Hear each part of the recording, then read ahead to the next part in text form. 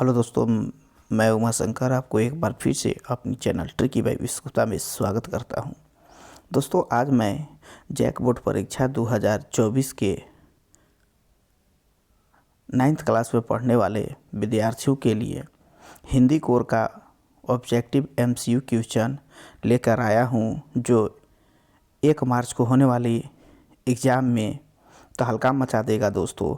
इसीलिए आप को टॉपर होना होगा तो इस वीडियो को शुरू से लेकर अंत तक देखना नहीं भूलेंगे दोस्तों, और मेरे चैनल को सब्सक्राइब कर दीजिएगा और जितना हो सके अपने दोस्तों में शेयर करना नहीं भूलेंगे दोस्तों। तो चलिए दोस्तों, आज मैं आप लोग के लिए अंतिम प्रहार वाला वीडियो लेकर आया हूं और मैं आपको बहुत ही आसान तरीके से हिंदी कोर का MCQ क्वेश्चन को बताने वाला हूं।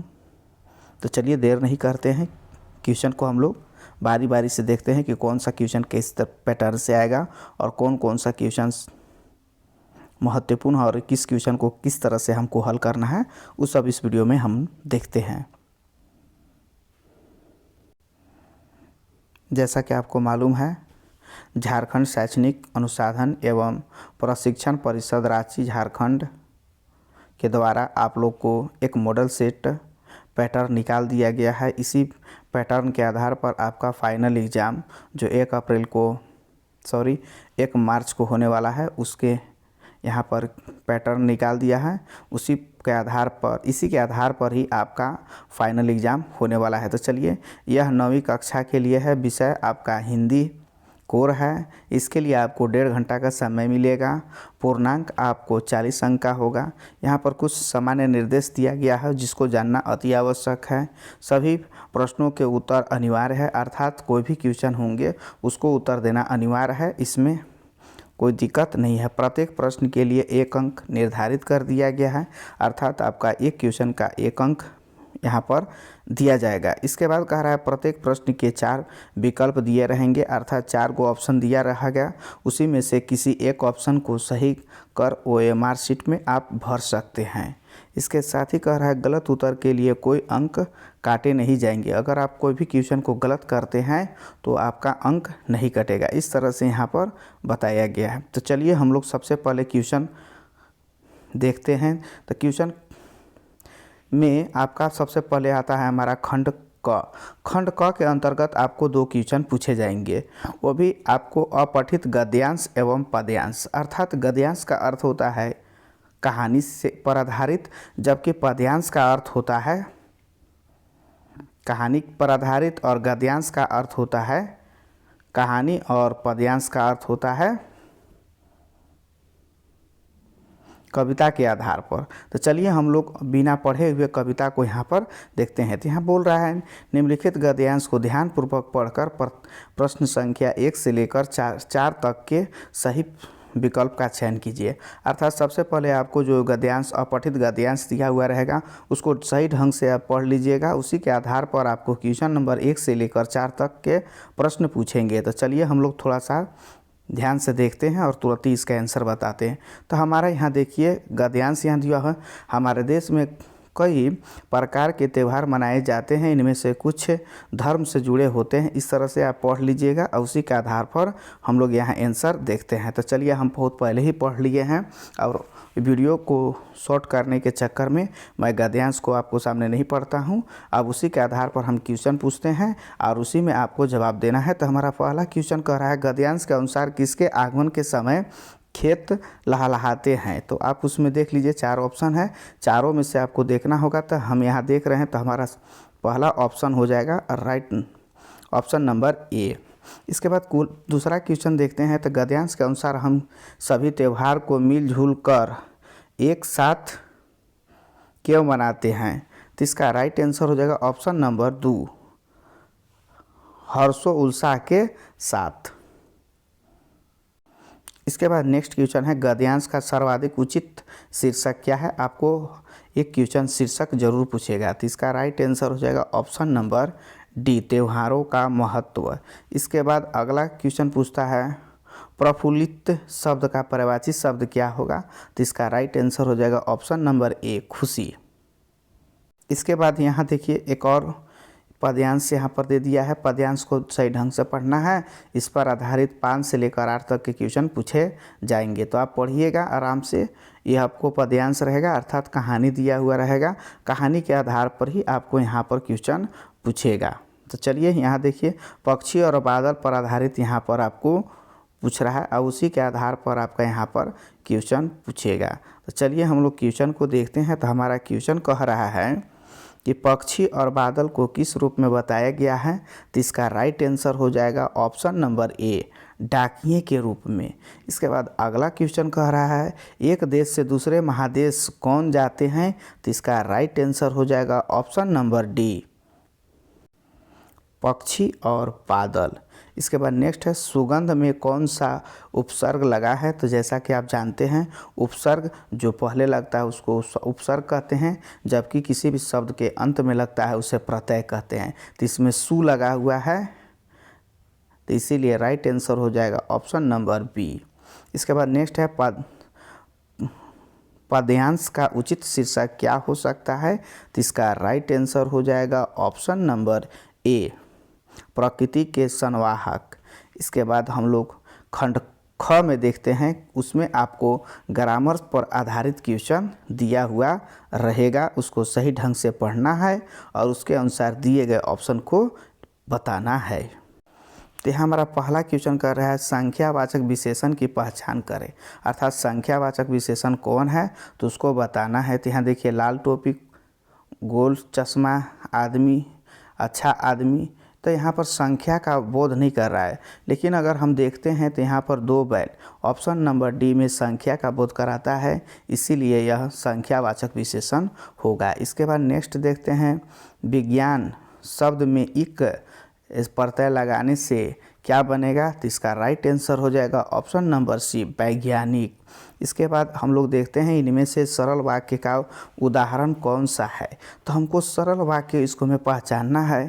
तो अगर हम इसको अच्छी ढंग से देखते हैं तो ज़ोर ज़ोर से वर्षा हो रही है, ये सरल वाक्य हैं। इसको में देखिए और लगा हुआ है, तो यह संयुक्त वाक्य हो गया। जिसमें की लगा रहता है तो उसमें मिश्र वाक्य होता है। इस तरह से हम लोग पहचान सकते हैं। इसके बाद अगला क्वेश्चन देखते हैं इनमें से किस वाक्य में कर्ता के ने चिन्ह का प्रयोग हुआ है। तो इसमें हम लोग को विभक्तियाँ देखनी रहती हैं, कर्ता ने, कर्म को, करण से, संपादन के लिए, ये सब हमको चिन्ह प्रपाटी को देखना होगा। तो यहाँ पर देखते हैं तो यहाँ पर कह रहा है एक शिक्षक ने कहा, उसने कहा खाना खा रही है, मोहन ने बाजार गया था, सीता ने भजन गाई थी। इसमें से हमको बताना है कि कर्ता के ने चिन्ह का प्रयोग, सही प्रयोग कहाँ पर किया गया है। तो यहाँ पर हम देख रहे हैं तो ऑप्शन नंबर ए सही है, शिक्षक ने कहा है, यह राइट आंसर होगा। इसके बाद अगला देखते हैं तो निम्नलिखित में से साकार का विलोम शब्द क्या हो जाएगा। तो इसका हो जाएगा निराकार, ऑप्शन नंबर बी। इसके बाद ईंट का जवाब पत्थर से देना मुहावरा का अर्थ होता है कड़ा प्रतिरोध करना। इसके बाद नेक्स्ट है निम्नलिखित में से कौन सा शब्द एक वचन है। तो एक वचन के बारे में यहाँ बता रहा है, तो राइट आंसर हो जाएगा ऑप्शन नंबर डी, आकाश। इसके बाद नेक्स्ट देखते हैं औपचारिक पत्र में इनमें से कौन सा विकल्प नहीं होता है। तो सबसे पहले हम लोग औपचारिक में देखते हैं, तो औपचारिक में अभिवादन नहीं होता है, इसीलिए right answer option number A हो जाएगा। इसके बाद हम लोग नेक्स्ट देखते हैं तो निबंध लेखन के अंतिम चरण को क्या कहा जाता है। तो अंतिम चरण को हम लोग यहाँ पर उपसंहार कहेंगे, अर्थात निष्कर्ष। इसके बाद नेक्स्ट है संवाद में कौन से अंश आवश्यक होते हैं। तो इसका राइट आंसर हो जाएगा ऑप्शन नंबर डी, नाम, भाषा, स्थान तथा गतिविधि। इसके बाद आपका खंड क पाठ्य पुस्तक से पर आधारित रहेंगे, अर्थात आपका पाठ्य पुस्तक जो रहेगा उससे आधारित क्वेश्चन यहाँ पूछेंगे। तब देखिए यहाँ पहला कह रहा है प्रस्तुत पद्यांश को ध्यानपूर्वक पढ़कर प्रश्न संख्या 19 से 22 तक के लिए प्रश्नों का सही उत्तर देना है। आधा पद्यांश रहेगा जो का पाठ्य पुस्तक से रहेगा, यहाँ पर दिया हुआ है। तो देखिए यहाँ पर एक माथे एक काले माथे वाली चतुर चिड़िया, इस तरह से आपको दिया हुआ रहेगा। तो इसका पहला क्वेश्चन यहाँ कहेगा चिड़िया के माथे पर रंग कैसा है, काला, पीला, सफ़ेद। तो इसका राइट आंसर हो जाएगा ऑप्शन नंबर ए, काला, जो अभी पढ़े थे। कवि ने चतुर किसे कहा है, तो इसका राइट आंसर हो जाएगा ऑप्शन नंबर बी, चिड़िया को। इसके बाद नेक्स्ट है चिड़िया पक्षी को किस तरह पकड़ती है। क्वेश्चन हमारा है चिड़िया पक्षी को किस तरह पकड़ता है, तो झपट कर, झपटे मारकर। इसके बाद नेक्स्ट गगन का पर्यायवाची शब्द कौन नहीं है, तो इसका राइट आंसर हो जाएगा ऑप्शन नंबर सी, वसुधा। ये पृथ्वी होता है, बाकी सब गगन का पर्यायवाची शब्द है। इसके बाद यहाँ देखिए निम्नलिखित प्रश्नों के सही विकल्प दिया। आपका यहाँ पर प्रश्न दिया हुआ रहेगा, उसको विकल्प दिया है, उसी के आधार पर आपको बताना है। साखियाँ एवं शब्द पाठ के आधार पर दिए गए पदों और उसके तत्सम रूप दिए गए हैं, इनमें से गलत विकल्प का चयन कीजिए। तो इसका राइट आंसर हो जाएगा ऑप्शन नंबर ए।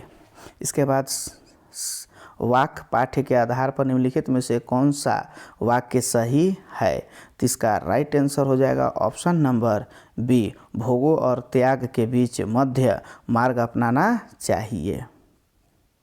इसके बाद है कैदी और कोकिला कविता के अनुसार मोहन के व्रत द्वारा किसकी संकेत दी जाती है, तो इसका राइट आंसर हो जाएगा option number B, Mohandas Karamchand Gandhi को।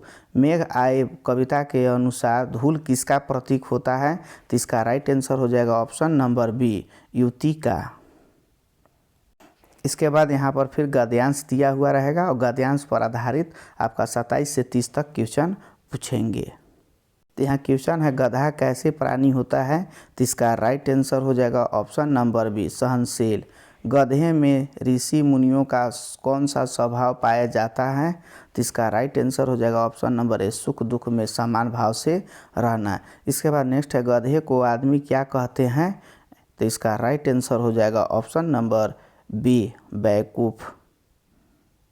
इसके बाद नेक्स्ट क्वेश्चन है गद्यांश के अनुसार विषाद का अर्थ क्या होता है, तो इसका राइट आंसर हो जाएगा ऑप्शन नंबर सी, दुख। इसके बाद आपको यहाँ पर प्रश्न दिया हुआ रहेगा, उसी के आधार पर आपको आंसर बता रहा था। अलसा की ओर पाठ में लेखक की सह यात्री का नाम क्या था, तो इसका राइट आंसर हो जाएगा option number A, Sumati. Next है सावले सपनों की याद पाठ के अनुसार साइलेंट वैली कहाँ स्थित है, तो इसका राइट आंसर हो जाएगा ऑप्शन नंबर सी, केरल। इसके बाद नेक्स्ट है किस ब्रिटिश सेनापति ने देवी मैना पर सहानुभूति दिखाई थी, तो इसका राइट आंसर हो जाएगा option number B, sir Thomas हे। इसके बाद नेक्स्ट क्वेश्चन है सावले बचपन के दिन पाठ के अनुसार महादेवी वर्मा को उनकी माता ने सबसे पहले किस ग्रंथ को पढ़ाया था, तो इसका राइट आंसर हो जाएगा ऑप्शन नंबर सी, पंचतंत्र। इसके बाद नेक्स्ट है जूता हमेशा टोपी से कीमती रहती है, यह पंक्ति किस पाठ से ली गई है, तो इसका राइट आंसर हो जाएगा ऑप्शन नंबर बी, प्रेमचंद के फटे जूते। नेक्स्ट क्वेश्चन है मेरे रंग संग की औरतें पाठ में लेखिका किनानी ने अपने पति के मित्र प्यारे लाल से अपनी पुत्री के लिए कैसा वर ढूंढने को कहा, तो इसका राइट आंसर हो जाएगा ऑप्शन नंबर सी, आज़ादी की सिपाही। इसके बाद नेक्स्ट है रीढ़ की हड्डी एकांकी की रचनाकार निम्नलिखित में से कौन सा है, तो इसका राइट आंसर हो जाएगा ऑप्शन नंबर सी, जगदीश चंद्र मथुर। इसके बाद नेक्स्ट है रीढ़ की हड्डी एकांकी में विवाह योग्य कन्या का नाम क्या था, तो इसका राइट आंसर हो जाएगा ऑप्शन नंबर ए, उमा। इसके बाद नेक्स्ट क्वेश्चन है निम्नलिखित में से किस पाठ में विस्थापन का दर्द है, तो इसका राइट आंसर हो जाएगा ऑप्शन नंबर सी, माटी वाली। इसके बाद नेक्स्ट है माटी वाली पाठ में किस शहर का वर्णन है, तो इसका राइट आंसर हो जाएगा ऑप्शन नंबर ए, बिहारी। तो इस तरह से मैंने आपको 40 का MCQ क्वेश्चन का सेट करवा दिया हूँ। इसी तरह से मैं और 3-4 सेट लाऊंगा। आप पूरी तरह से इस सेट को देख लीजिएगा। यह फाइनल एग्ज़ाम के लिए आपको बहुत ही महत्वपूर्ण है। अगर आपको टॉप होना होगा तो मेरे चैनल को सब्सक्राइब कर दीजिएगा और जितना होगा अपने दोस्तों में शेयर करना नहीं भूलेंगे। फिर मिलेंगे नए वीडियो के साथ। तब तक के लिए जय हिंद, बेस्ट ऑफ लक।